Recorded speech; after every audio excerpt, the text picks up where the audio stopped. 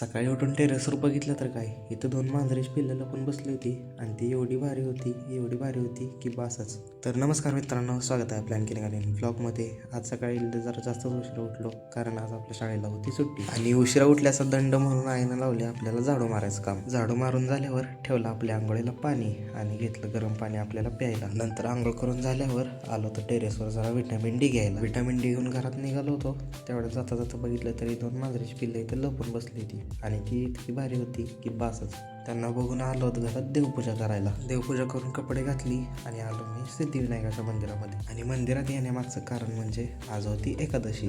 दर्शन वगैरे घेतलं आणि मी आणि माझा मित्र निघालो जरा फिरायला. आज शनिवार असल्यामुळं क्लास असतोय 4 वाजता. मग काय आलो क्लासला. क्लासवरून आल्यावर संध्याकाळी बसलो देवासमोर देवपूजा करायला. देवपूजा करून जेवण केलं आणि बसलो होतो जरा अभ्यास करायला. अभ्यास करून झाल्यावर केली आपल्या झोपायची तयारी आणि असा होता आपला आजचा व्लॉग.